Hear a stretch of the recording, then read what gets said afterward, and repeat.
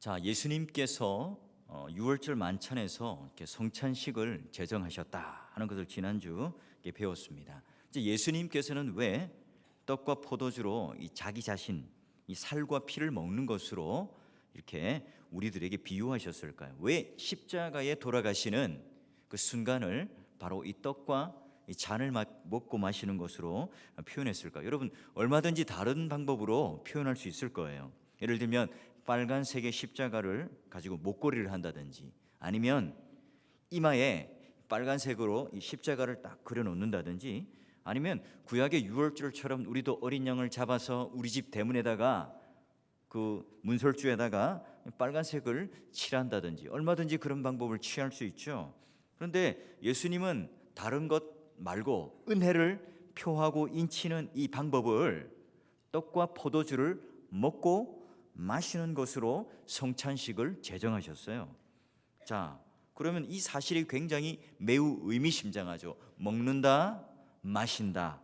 자, 왜 하필이면 먹고 마시는 것으로 표현하셨을까? 하나님께서는 이 생명체를 지으셨죠. 그런데 이 생명체는 독립적으로 살아갈 수 없습니다. 우리가 먹지 않고 마시지 않고 우리는 살아갈 수 없죠. 자, 여러분, 닭고기를 좋아하세요? 자, 그림을 보시면 닭이 있고 옆에가 뭘 것 같아요? 닭갈비. 춘천 닭갈비를 이렇게 이미지를 했는데, 여러분, 제가 예전에 한번 우리 집에 이제 그 생닭을 파는 그런 집이었다고 그랬잖아요. 여러분, 이 닭고기가 아주 이렇게 춘천 닭갈비라든지 뭐 이렇게 치킨을 이렇게 시켜 먹으면 맛있잖아요. 그런데 여러분, 닭고기를 먹으면서 연민을 느끼면서 불쌍하게 아주 애도하는 마음으로 여러분 닭고기를 먹는 사람이 있습니까? 없겠죠. 우리는 사실 없어서 못 먹어요. 하나님께서도 이 세상을 창조하실 때에 잔인하게 생명을 죽여가지고 먹고 살도록 하지 않았으면 참 좋겠다, 이렇게 생각할 수 있죠. 그래서 돌, 흙 이런 거 무생물을 좀 먹으면서 살 수 있도록 인간을 만들어 놨으면 이런 잔인한 일이 또는 생물을 죽이는 일이 없었을 텐데, 그러면 저 불교 사람들이 말하는 것보다 더 고등 종교의 종교를 가지는 것 아닌가, 이렇게 생각할 수 있어요. 누가요? 바로 이제 제가 하는 어리석은 생각이에요. 젊었을 때 했었던 생각이에요. 지금도 젊죠. 자, 하나님께서 하시는 일은 무한정의 지혜를 가지고 계세요. 그렇기 때문에 하나님께서 이렇게 하신 건 다 지혜죠. 그런데 왜 하필 하나님께서는 이 동물에게 또는 사람에게 이렇게 동식물을 먹도록 하셨는가? 자, 이게 이제 몇 가지 힌트를 가지고 오늘 하이델베르크 문답이 그 답을 주고 있는 겁니다. 자, 먼저 이 생명을 먹는다는 것은 누가 죽어야죠. 닭이 안 죽고 우리 뱃속에 들어올 수 있겠습니까? 식물이 안 죽고 우리 이빨에 씹혀지고 침이 묻어서 소화액이 묻어서 우리 위 안에 들어와서 소화가 되고 장 안에 흡수가 되지 않으면 그게 피가 살이 안 되죠.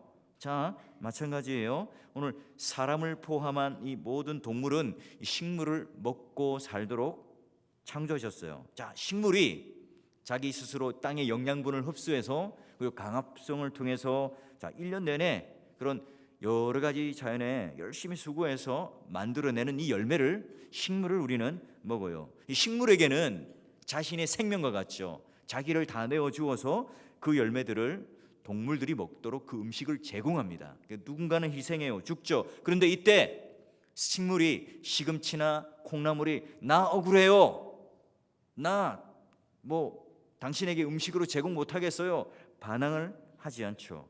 그 식물은 그 존재 목적이 바로 먹히기 위해서 존재하는 거예요. 자기 생명을 끝내야만이 다른 존재에게 다른 생명을 살려주는 희생과 섬김의 원리가 있습니다. 마찬가지죠. 자, 그런데 이 아담의 타락 이후로 이 생태계에 큰 변화가 일어나죠. 자, 동물들이 초식 동물과 육식 동물이 나뉘어 가지고 동물 간에도 이제 약육강식의 이 싸움과 다툼이 일어납니다. 그러다 보니까 복잡한 먹이, 피라미드 이런 사슬이 형성되기 시작하죠. 자, 그래서 노아 홍수 이후에 노아의 8가족만 구원받은 게 아니라 거기 암수 짝이 들어와서 함께 구원을 받죠. 자, 그 노아 홍수 이후에 먹이사슬 그 가장 꼭대기에 있는 존재가 누가 되었습니까? 바로 사람이 된 거예요. 그래서 모든 동물이 바로 노아와 함께 구원을 받았기 때문에 동물들이 노아에게 이제 먹히고 또한 음식이 되는 거예요. 자, 그러기에 모든 동식물은 다 사람을 위해 존재하게 되었죠. 이 만물이 선함에 모든 것을 감사함으로 먹게 되는 겁니다. 자, 이 말은 여러분 우리 보면 베어스 그릴이라고 하는 사람이 있는데요. 이렇게 유튜브나 이런 데 보면 막 동영상 어디 가서 막 얼룩말 시체 뜯어 먹고 어디 오지에 가서 막 아무거나 다 먹는 그런 그 TV 프로그램에 나오는 사람이 있어요. 자, 여러분 이렇게 막 다 먹는다는 말이 아니에요. 또는 유대인처럼 굉장히 가려서 먹는다는 의미도 아니에요.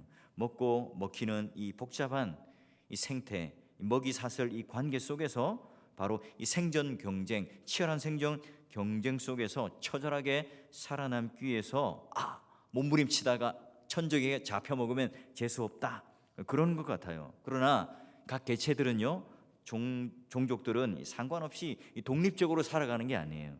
서로 생명적으로 얽히고 설키고 유기적으로 맞물리죠. 그래서 내가 내 자신이 죽음으로 다른 생명에게 생명을 공급해줘요. 자, 그러면 내 죽음이 다른 생명체의 생명이 되는데 죽음과 이 생명의 끊임없는 자연 생태계에 이런 완벽한 조화 가운데 형성되어 있습니다. 자, 우리가 아까 닭고기를 먹을 때에 우리의 먹이가 되듯이 닭이 결국은 닭의 입장에서 보면 도살당해요. 그 죽음이 닭의 입장에서 보면 참 고통스럽죠. 하지만 우리 입장에서 보면 이 닭의 죽음을 통해서 닭고기가 돼요. 그래서 우리는 맛있는 닭고기를 먹고 배부르고 또한 기쁘고 즐겁게 음미하면서 생명을 누리게 됩니다. 이게 이제 예수님께서 우리를 위해 십자가에 죽으신 것, 이걸 아주 잘 이해할 수 있도록 먹는 것, 마시는 것으로 우리들에게 이해시켜줘요. 그래서 우리의 기쁨, 만족, 이 쾌락을 위해서, 우리의 생명을 위해서 주께서 친히 자신의 몸을 온전히 희생하셔서 우리에게 생명의 음식으로 허락을 해주셨어요. 그 희생의 섬김의 이 극단적인 이 예를 우리들에게 보여주고 있는 거죠. 이게 이제 여러 자연계 안에도 있지만 염난거미라고 하는 하나 그림이 있어요. 아까 먼저 나왔는데요. 오른쪽에 보면 이렇게 생긴 거미예요. 자, 알을 낳을 때 이제 그 잎사귀가 보이죠. 이걸 딱 감싸 가지고 알을 낳아요. 그리고 시간이 지나면 이 염난거미의 새끼들이 막 나오겠죠. 그러면 그 새끼들이 이제 나오면 어미를 먹으면서 이제 그걸 자라요. 근데 이 어미가 힘이 없거나 반항할 수 없어서가 아니에요.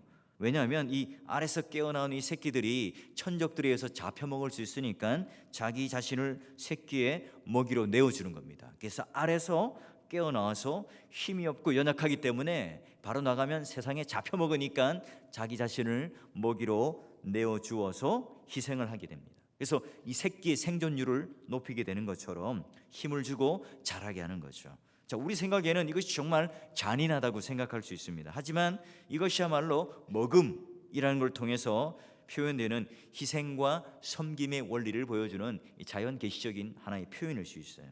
자, 좀 더 잔인한 얘기를 해보면 무인도로 우리가 갔으면 이제 부모님과 나만 살아남았어요. 이때 먹을 게 없다면 이 부모 스스로가 내가 굶어 죽게 놔줄 수가 없다, 내 살을 먹어라, 이렇게 해서 나는 죽어도 괜찮으니까 넌 꼭 살아, 그렇게 할 수 있겠죠. 그러나 웬만한 사람은 제정신으로 그렇게 굶어 죽으면 죽었지 그걸 못 취할 거예요. 그러나 좀 지나게 되면 이성을 잃게 되고 또 그런 판단의 흐름 속에 생존의 강력한 욕구 속에 이렇게 먹게 되는 어떤 그런 영화도 한 장면을 본 적이 있는데요.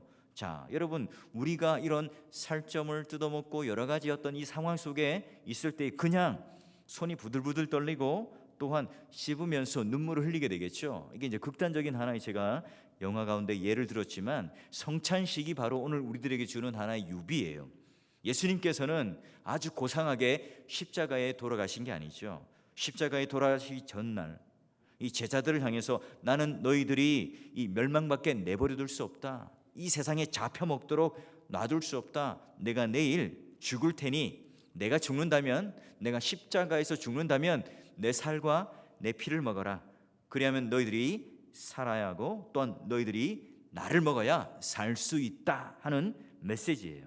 자, 그렇게 말씀하시고 우리 죄를 위하여 십자가에 아주 처참하게 돌아가신 거죠. 죽임 당한 겁니다. 그래서 제자들이 예수님의 몸을 갖다 놓고 그 살점 그리고 그 피를 먹고 마시는 게 뭐예요? 바로 성찬식이라는 의미예요. 그럼 굉장히 어찌 보면 이방 사람들이 볼 때 잔인한 의식이 될 수 있겠죠. 떡과 잔은 바로 이런 성찬식에 예수님의 죽음으로 우리가 생명을 얻었다 하는 희생의 섬김을 가장 극적으로, 가장 극단적으로 우리들에게 표현하는 역설적인 표현이라는 거예요. 그러니 우리가 이 무덤덤하게 성찬식을 참여할 수가 없겠죠. 성찬식의 이 본래의 의미, 예수님께서 이 인류를 위해서, 나를 위해서 희생과 섬김의 원리를 위해서 자기 자신을 내어주었다. 여러분, 이 사실을 알 때 우리도 손을 부들부들 떨면서 또는 눈에서 눈물이 나올 수밖에 없을 거예요. 죄로 인하여 영 죽은 나를 예수님께서 나의 대신 십자가에 희생당하셨다. 내가 그 예수 그리스도를 먹음으로 내가 영생을 얻었고 누리게 되었다. 이 사실을 우리는 깨달으면서 성찬식에 참여하는 거죠. 자, 이렇게 자기만을 위해서 살아온 인생, 내가 주인이었고 나밖에 없는 그 인생에 예수님의 떡과 포도주를 마시면서 먹으면서 우리는 회개하고 참여하는 게 너무나 당연해요. 그래서 뭔가 성찬식 분위기 때문에 뭔가 사람들이 희생의 정신, 이런 어떤 감정적인 어떤 고치로 인해서 그런 것이 아니라 예수 그리스도께서 나를 위해 자신의 살과 자신의 피를 내어주셔서 나를 먹이시고 또 나를 마시게 하셔서 내가 영생을 얻었고 내가 살아났다라고 하는 것을 누리며 알 수 있도록 해주는 거죠. 그러니 주님을 인격적으로 깊이 사랑하고 연합되었고 그리고 그 은혜를 안다면 내가 그 십자가에 고통당하시며 또 나를 위해서 내어주신 그 사랑 때문에, 그 주님의 인격적인 사랑 때문에 우리는 감사와 헌신으로 반응할 수밖에 없겠죠.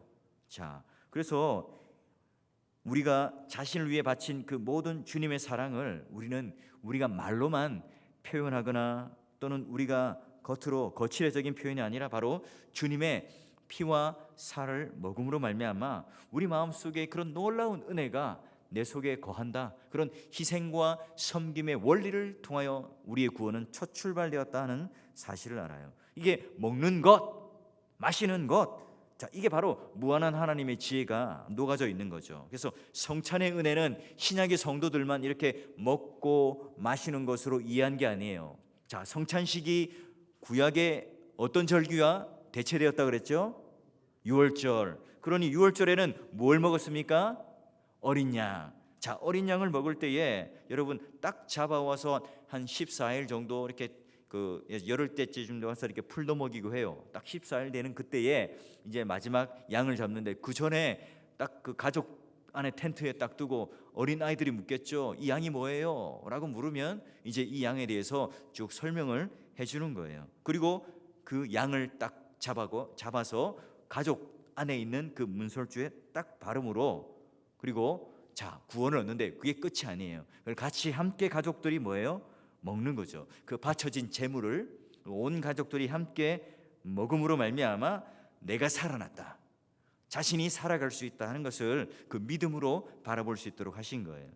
자, 그래서 성경은 하나님께 우리가 열매다, 바쳐진 산 제물이다, 이런 식으로 비유를 하게 되는 거죠. 이 구조가 뭐예요? 바로 노아가 바로 이 모든 동물이 방주 안에 들어와서 구원받았을 때에 노아로 인하여 구원받음으로 말미암아 모든 동물들이 식물이 된 것처럼, 음식이 된 것처럼 우리가 주님으로 말미암아 구원받았기 때문에 우리는 또한 주님의 식물이 되고 주님의 음식이 되겠죠. 그래서 우리 자신만을 온전히 헌신하여 하나님께 드리면 하나님이 우리를 잡수세요. 기쁨과 즐거움을 누리시죠. 예수님은 우리를 위하시고 우리는 예수님을 위하는 거예요. 우리는 하나님이 잡수시는 열매가 되고, 이런 복잡한 먹이 사실의 제일 꼭대기에 사람이 있는 게 아니라 누가 있죠? 하나님이 계시는 거예요. 그게 표현이 제사라고 하는 표현, 그리고 예배라고 하는 이 표현을 통해서 우리는 함께 나아가는 겁니다. 자, 그러면 첫 번째는 원리가 뭐라고요? 바로 희생과 섬김의 원리를 깨닫기 위해서 우리는 먹어요. 성찬식 때 마셔요. 자, 두 번째는 생명을 먹는다는 건 뭐냐면 바로 연합이에요. 자, 이게 이제 둘째, 우리 하이델베르크 답을 한번 보세요. 둘째 딱 보시면 둘째로부터 한번 읽어볼까요? 우리 뜨는데요. 예, 함께 한번 읽어봅니다. 시작. 둘째로 그 의미는 그리스도 안에 그리고 우리 안에 살아계신 성령을 통하여 당신한 거룩한 몸에 더욱더 연합하게 된다, 이렇게 되어 있어요. 자, 연합하게 된다. 자, 우리가 아까 닭고기를 먹을 때에 닭은 죽어서 우리의 먹음을 통해서 어떻게 됩니까? 소화기관을 통해서 피와 살이 되어서 우리의 생명이 되는 거죠. 그러니까 닭이 완전히 소멸되는 것이 아니라 나의 일부가 되고 나의 생명이 됩니다. 그러니 새로운 형태 안에 내 안에 있게 되었죠. 그래서 닭과 내가 분리되지 않는 것처럼 예수님께서 자신의 살과 피를 먹으라고 했을 때 바로 이것을 염두에 둔 거예요. 예수님께서 죽으셔서 자기 자신을 우리에게 음식으로 주십니다. 그리고 예수님의 피와 몸은 우리들의 영양소가 되어서 그리고 우리 영혼의 살과 피가 되었고 나의 생명이 되었어요. 그래서 여러분, 일전에 우리가 하이델베르크를 문답하면서 우리의 믿음이 견고해지고 확고해지기 위해 필요한 수단이 바로 성찬식이라고 말씀을 드렸죠. 우리의 믿음을 일으키기 위한 수단은 뭐예요? 복음, 말씀, 복음 강론이었죠. 자, 그래서 우리는 예수님을 먹고 거기서 받은 이 에너지 영양분을 받아서 우리는 생명을 유지해요. 그러니 예수님을 먹고 마심으로 말미암아 우리가 분리되지 않는 상태, 연합 또는 하나님 앞에 그런 교제라는 표현을 써요. 이게 바울이 이제 그런 표현을 쓰는데요. 자, 고린도전서 10장 16절에서 21절 말씀이 바로 그래요. 자, 제가 한번 읽어볼게요. 잘 보세요. 우리가 축복하는 바 축복의 잔은 그리스도의 피에 참여함이 아니며 우리가 떼는 떡은 그리스도의 몸에 참여함이 아니냐. 자, 떡이 하나고 많은 우리가 한 몸이니 이는 우리가 다 한 떡에서 참여함이라. 육신을 따라 난 이스라엘을 보라. 제물을 먹는 자들이 제단에 참여하는 자들이 아니냐. 자, 여기 보면 이 고린도전서 안의 분위기 속에 사도 바울이 우상 제물을 먹으면 바로 뭐예요? 그 우상에 참여하는 게 된다. 자, 이 뒤에 이제 뭐 결과적으로 많은 신학적인 논조 안에 이 여러 가지가 있지만 이 우상 제물을 먹는다는 것 자체가 귀신과 교제하는 거다. 그래서 참여함 이게 원어로 보면 코이노니아 하는 말이에요. 교제한다, 사귄다 하는 말이에요. 우상 제물을 먹는다는 것은 단순한 식사가 아니라 사탄 마귀와 함께 코이노니아한다, 교제한다, 연합한다, 이런 의미가 있는 거예요. 그러니 성찬의 떡과 포도주를 먹음으로 주님과 교제하는 것이 아니라 우상의 제물을 먹음으로 말미암아 귀신과 또는 우상과 함께 교제하고 연합한다, 이렇게 봤던 거예요. 그래서 성찬에 참여하여서 주님과 연합한 자는 우상의 제물을 먹으면 안 된다 하는 거예요. 자, 희생 제물을 먹는다는 것은 그 희생 제물에 참여하는 거죠. 이 먹음이라고 하는 것은 결국은 참여다, 교제다, 연합이다 하는 것을 사도 바울이 이야기를 하고 있습니다. 그래서 우리가 주님의 살과 피를 먹음으로 우리 안에 들어와 계시게 되고 연합하게 되고 교제를 하게 되는 거죠. 자, 그런데 재미있는 것은요, 예수님께서 그 살과 피를 우리가 먹으면 예수님이 우리 안에 있게만 되는 것이 아니에요. 자, 어떻게 요한복음은 말하자면요, 이렇게 말하고 있습니다. 내 살을 먹고 내 피를 마시는 자는 내 안에 거하고 나도 그의 안에 거하나니. 자, 우리가 예수님의 그런 살과 피를 먹었어요.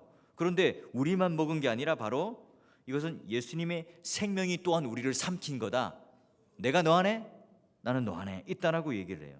자, 우리가 예수님을 먹었는데 결과적으로 주님께서 우리를 자신의 생명 안으로 삼키셨다, 이렇게 표현해요. 그러니 예수님과 우리는 서로 먹고 먹히는 관계로 아주 재미있게 요한복음은 표현해내고 있어요. 자, 뭐예요? 죽음이 그리스도를 향하여 삼켰을 때에, 그래서 예수님께서 십자가에 딱 돌아가시고 죽으셨을 때 그 결과가 어떻게 됩니까? 바로 그리스도께서 다시 부활하심으로 말미암아 그 모든 사망의 권세를 깨버리세요.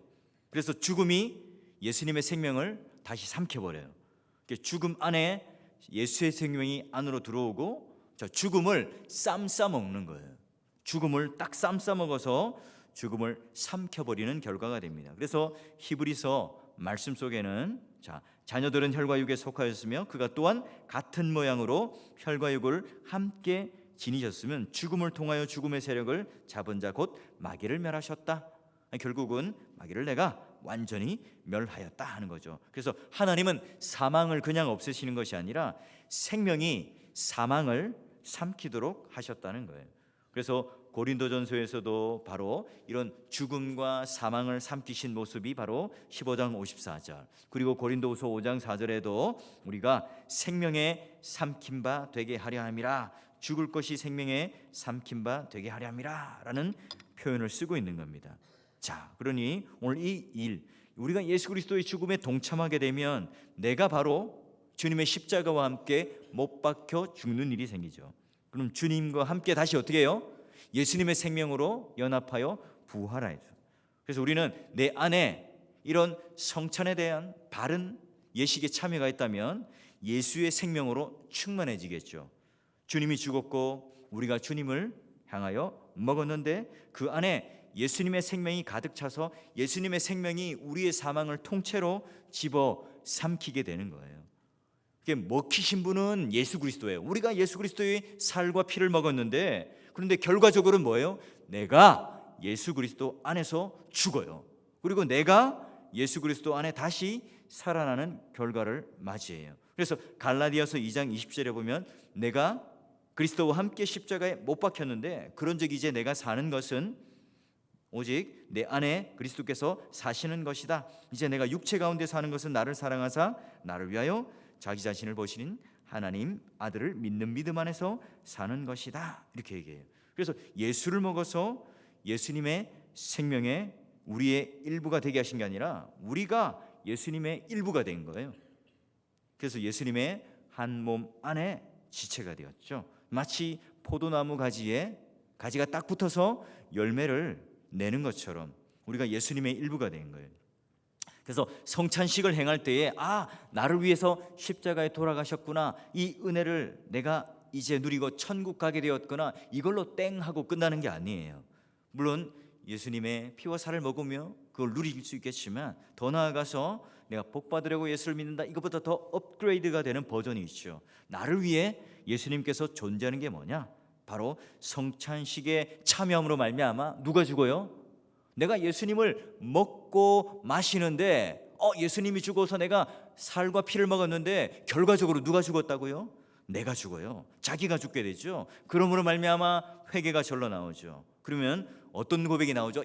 내가 천국 가게 되었다가 아니라 내 안에 사는 것은 내가 아니다. 내가 왕이 아니라 바로 주님이 사십니다. 나는 주님의 몸된 지체이고 주님의 것입니다. 나는 이제 주님 없이는 살아갈 수 없습니다 라고 하는 역설이 일어나는 거예요. 내가 예수님의 살과 피를 부분적으로 먹은 것 같은데 그게 아니라 예수님께서 완전히 나를 생명으로 집어삼키셔서 내가 오히려 주님의 일부가 되는 거죠. 오히려 내가 주님의 몸이 되는 것이고 내가 교회의 몸된 지체로 연합되고 들어가게 되는 거죠. 그래서 찬송가 가사처럼 세상과 나는 간 곳 없고 구속한 주만 바라본다. 예수는 나의 힘이고 내 생명 되시니 구주에서 떠나가시면 내가 죄 중에 빠지겠다. 이런 고백을 하면서 하루하루 예수 그리스도를 의지하면서 우리는 살아가는 거예요. 결국은 오늘 예수님께서도 이 땅에 나를 보내신 그 뜻이 뭐냐면 바로 아버지로 말미암아 사는 것 같이 나를 먹는 그 사람도 나로 말미암아 살리라. 계속해서 예수님은 자기를 내어주셔서 그것을 먹는 사람이 살아갈 수 있도록 하는 게 바로 예수님의 존재 목적이에요. 여러분, 주님 생명으로 이 세상을 살아가세요. 혹시 내 안에 내가 펄펄 뛰고 있다면 우리는 주님을 먹지 않은 사람이에요. 주님의 살과 피를 경험해보지 못한 사람이에요. 우리가 정말 주님의 살과 피를 날마다 먹는다면 내가 죽는 이 은혜, 내가 주님께 연합되는 그 은혜를 누릴 줄 아는 자들이죠. 여러분, 제대로 된 성찬 의식, 또 제대로 된 내가 주님과 연합을 하여 주님의 피와 살과 그런 내가 먹고 마심이 있다면 여러분 내가 죽는 그 은혜를 꼭 누릴 수 있기를 주의 이름으로 축원합니다. 자, 세 번째, 먹는 것, 생명을 먹는다는 것은 바로 연합, 부부의 관계를 표현해요. 자, 하이델베르크를 볼까요? 그러므로 되어 있는데요. 자, 보니까 그러므로 비록 그리스도께서 하늘에 계시고 우리는 땅에 있을지라도 여전히 우리는 그리스도의 살 중에 살이요 뼈 중에 뼈다, 이렇게 표현하고 있어요. 이게 어디서 본 거죠? 바로 아담과 하와가 첫 우리 그런 결혼 관계 속에서 하나님이 주례자가 되셔서 아담이 하와를 보면서 첫 번째 부르는 사랑의 세레나데죠. 이게 바로 삼위일체 하나님의 연합을 의미하기도 하고 하나님 형상됨의 어떤 본질이에요. 자, 오늘 이 삼위가 하나이듯이 부부가 둘이지만 한 몸이에요. 그래서 이 영적으로 늘 하나가 되었다 하는 이 의미를 뼈 중에 뼈요 살 중에 살이라는 표현을 가지고 우리들에게 이야기해줘. 그래서 육적으로, 정신적으로, 영적으로 한 몸이 되는 거예요. 근데 여러분 현실은 어때요? 우리 부부가 살아가지만 때로는 싸우기도 하고 뭐 사이가 좋지 않을 수도 있죠. 자, 이걸 이제 우리가 육체적으로 표현하는 것이 바로 결혼이라고 하는 것이고, 또한 정말로 하나님 앞에 한 이불을 덮고 자는 것을 통해서 사랑의 아주 중요한 야다 알다라고 하는 것을 진하게 나타내는 거예요. 그게 바로 주님께서 오늘 우리들 늘 영적으로 함께 하신다. 자, 우리가 심지어 주님을 부인할 때도, 투닥투닥 부부끼리 싸울 때도, 우리가 주님을 잘 느끼지 못할 그때에도 주님께서는 우리의 무의식 가운데도 그 영역 가운데도 늘 우리와 함께 연합하여 우리를 마치 교회와 그리고 예수님의 관계처럼 우리를 바로 이런 부부의 관계 속에 묶어두고 함께 연합한다는 거예요. 때때로 우리는 말씀을 통해서, 기도를 통해서, 묵상을 통해서, 예배를 통해서 보다 이런 예수님을 아주 생생하게 느낄 수 있어요. 근데 성찬식은 그것보다 더 훨씬 진하게 진짜 직접 내가 먹고 마시는 걸 통하여 내가 예수 그리스도와 연합한다, 부부 관계처럼 한 몸이 된다 하는 것을 생생하게 느끼는 의식이에요. 자, 그러면 교회가 바른 성찬을 하고 있다면 더욱더 우리의 믿음은 견고해지겠죠. 더욱더 희생과 섬김과 자기 죽임이 있겠죠. 더욱더 한 몸 되는 것에 대하여 부부가 연합된 것처럼 우리가 성숙해질 수밖에 없고 서로를 향하여 한 몸 된 사랑이 있을 수밖에 없죠. 자, 그래서 성찬식을 해도 그런 것이 없다면 그러면 뭔가 우리의 신앙이 잘못되어 가고 있다는 하나의 반증이에요.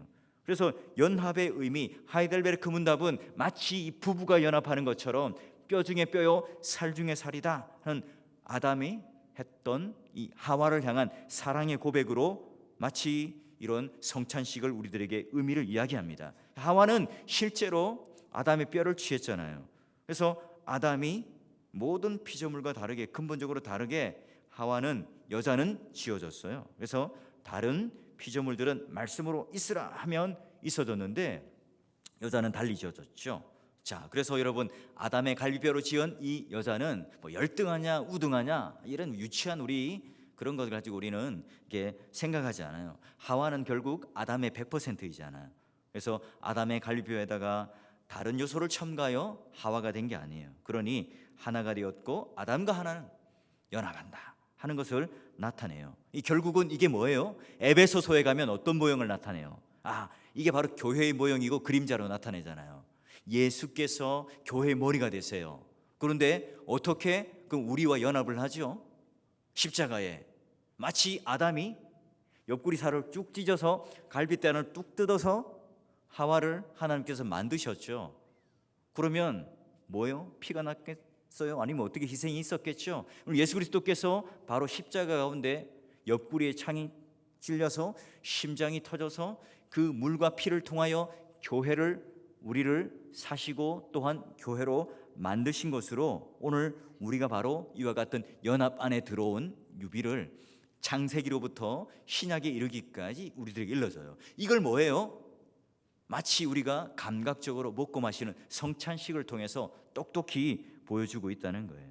그래서 여러분, 그리스도의 머리가 바로 하나님인데 또한 이 교회의 머리가 바로 예수 그리스도다라고 하는 것을 알아요. 그래서 우리는 예수 그리스도를 통하여 굴복하는 것이 아니라 아름다운 순종을 하죠. 연합되어 있기 때문에 그래요. 마치 하나님께서 하나님의 뜻이 있지만 자기 아들을 향하여 그 뜻을 동의하고 늘 그 뜻 따라 순종할 때에 하나님께서는 오히려 모든 이름 위에 뛰어나게 하신 것처럼 오늘 우리가 남녀 관계 속에서도 이 부부라고 하는 걸 통해 성찬이라고 하는 걸 통해서 정말 이 남자는 이 여자를 심히 사랑하고 여자를 칭찬하고 높이는 것처럼 바로 교회와 그리스도의 모형 관계, 그리고 그리스도의 머리와 오늘 우리의 몸된 교회의 관계를 가장 극명하게 드러내는 그림을 우리들에게 보여줘요. 그래서 그리스도는 사랑스러운 신부로, 또한 우리가 이제는 예수 그리스도를 순종하는 이 교회를 통해서 하나님의 영광을 드러내고 또 교회를 통해서 하나님께서는 영광을 받으시게 되는 거죠. 그러니 우리가 주님의 살과 피를 먹는다는 것, 바로 주님과 연합하여 머리로 모시고 마치 주님의 우리가 갈비뼈가 되어서 하나가 되었다는 그런 의미예요. 그래서 여러분, 우리가 주님을 향하여 일체된 아내로서 주님께서 하셨을 그 모든 사역들에 대해서 이제는 그리스도의 눈물이 나의 눈물이 되고 그리스도의 슬픔이 나의 슬픔이 되고 예수 그리스도께서 그 뜻과 의지를 하나님과 맞추셨던 것처럼 나의 뜻과 그 의지를 맞추어서 내가 예수 그리스도와 연합되었다. 내가 예수 그리스도 앞에 죽었다. 내가 예수 그리스도와 함께 부부로서 연합처럼 한 몸 되었다. 이걸 가지고 살아가요. 그런데 여러분, 우리는 한번 돌아볼까요? 우리는 주님의 사랑스러운 갈비뼈입니다 하는 것을 잘 깨닫지 못하고 살아가죠. 오히려 요구하고 주님을 이용할 때가 많아요. 그러나 이 땅에서 주님의 신부로, 나는 주님의 갈비뼈로, 나는 주님과 한 몸 된 교회다 하는 것으로 우리는 복종하며 교회가 될 때 그 교회는 바른 표지의 교회가 되겠죠. 자, 이제 네 번째, 생명을 먹는다는 것은 바로 성도들 간의 연합을 이야기해요. 자, 계속해서 하이델베르크 요리 문답을 뒤에 읽어보면 이렇게 되어 있죠. 자, 그래서 우리 몸의 지체들이 한 영혼에 의해서 지배를 받듯이 우리는 한 성령에 의해서 영원히 살고 지배를 받습니다. 이렇게 되어 있어요. 자, 그래서 교회 안에 서로가 우리는 한 몸이 되었기 때문에 성도들 간의 연합을 이뤄낸다는 거예요. 그래서 고린도전서 11장 18절과 20절에 봐도 그런즉 우리가 너희 중에 분쟁이 있다면 주의 만찬을 먹을 수가 없을 거야 라고 이야기를 해요. 이 분쟁하고 성찬하고 무슨 관계가 있을까? 바울은 필연적인 관계가 있다고 그래요. 성찬식은 바로 그리스도와 연합하는 것이고 그리스도와 연합하는 것은 성도들 간의 연합을 의미하는 거죠. 그래서 우리 각 사람은 바로 그분의 몸된 지체로 연결되어 있다고 우리는 봐요. 근데 만약에 머리가 시키는 대로 몸이 움직이지 않으면 장애인이죠. 소아마비예요. 근데 몸하고 머리가 따로 놀면 마치 다른 사람이 보면 정신분열증 환자가 되겠죠. 자기 몸을 스스로 해하는 사람들을 마치 귀신 들렸다 또는 정신병자다, 자기 학대증에 걸린 사람이다 이렇게 표현할 거예요. 여러분, 오늘날 교회가, 성도가 이러는 경우가 많아요. 철저히 주님의 뜻에, 머리된 주님의 뜻에 우리가 일사불란하게 움직여야 하는데 가만히 있지 않는 교회, 마치 소아마비 환자처럼 되어 있는 그런 교회, 또는 주님의 뜻과는 정반대로 가고 있는, 그리고 오른손이 자기 막 배를 때리고 왼손이 또 오른발이 자기 왼쪽과 오른발 등을 막 찢고 하는 그런 일들, 내가 열받았다고 서로가 막 싸우고 심장이 내가 나 이제 지쳤어 하면서 펌프질을 멈춰버리고, 여러분 이렇게 피 터지게 교회 안에서도 송사하고 싸우는 일들이 교회 안에 얼마나 많죠. 그러면서 우리는 매번 성찬식을 해요. 성찬식의 의미가 뭐죠? 바로 우리는 예수 그리스도와 함께 연합했고 죽었다는 이 의미를 통해서 내가 내 것이 아니고 나를 죽이는 게 바로 성찬식이죠. 그리고 나서 예수 그리스도와 연합하는 것이고 성도들 간의 연합을 말하는 게 뭐라고요? 성찬식이에요. 따로따로 봐요. 하나님께서 보실 때는 가증한 거죠. 이사야 1장에 보면 네 손에 피가 가득해서 딱지가 가라앉아서 피가 응고된 이 딱지가 가라앉아 있는데 그 손을 가지고 나에게 예배를 드리러 오니? 나를 만나러 오는 거냐? 이 하나님 앞에 제사를 드린 것과 이렇게 제사를 드린 것 똑같아요. 우리는 반드시 기억해야 되죠. 형제와 불화하면 동시에 누구랑 불화하는 거예요? 예수 그리스도와 불화하는 거죠.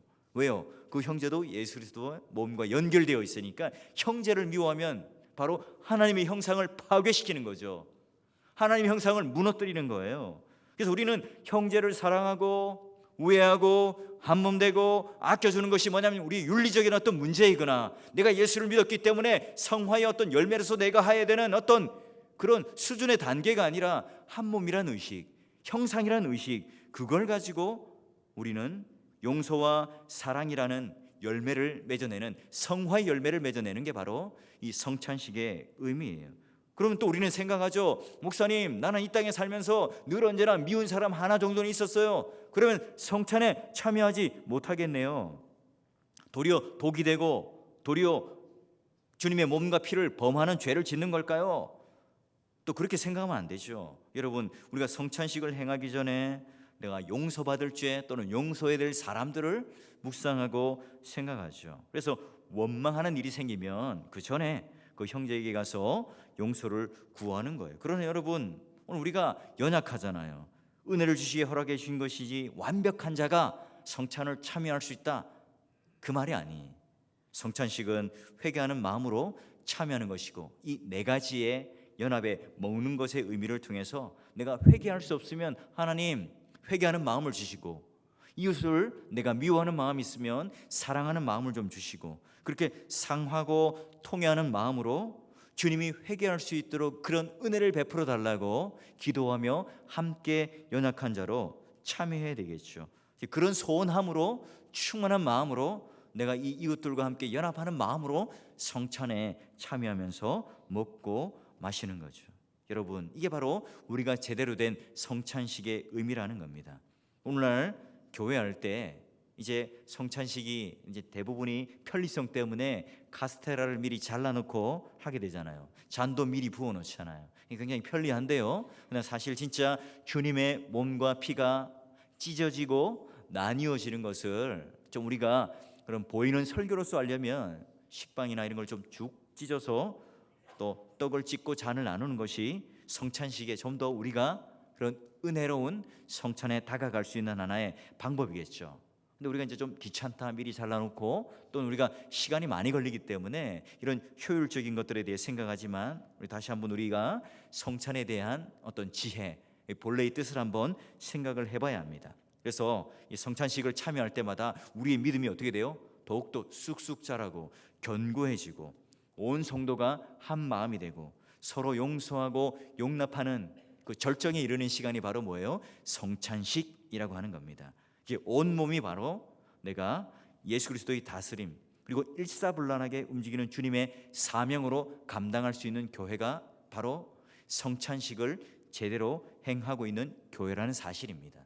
우리는 성찬식을 먹으며 한 떡에서 그리고 같은 포도주 안에서 나뉘어짐을 통해서 우리는 바로 예수 그리스도와 한 몸이다, 우리 형제도 내 이웃도 다 한 몸이다 하는 걸 통해서 온 교회가 그 날 용서가 넘쳐나고 또 용납이 넘쳐나서 하나가 되는 이 사역에 더욱더 힘있게 사역할 수 있도록 그 기초가 되는 게 바로 성찬식이라는 거예요. 사랑하는 동역자 여러분, 우리가 그런 성찬의 의미를 그냥 그날 하루만을 의미하는 것이 아니라 매일매일 하나님께 주시는 이 식물, 음식을 감사히 먹으면서 그런 하나님의 은혜를 기억하고 성찬식의 이 본래의 의도를 잘 생각하셔서 이 믿음의 본래의 의미, 이런 풍성한 은혜 가운데에 주님의 그 놀라운 이 은혜에 늘 동참하고 살아가기를 갈망하시고 또한 그걸 주님의 피와 살을 실제적으로 먹음으로 말미암아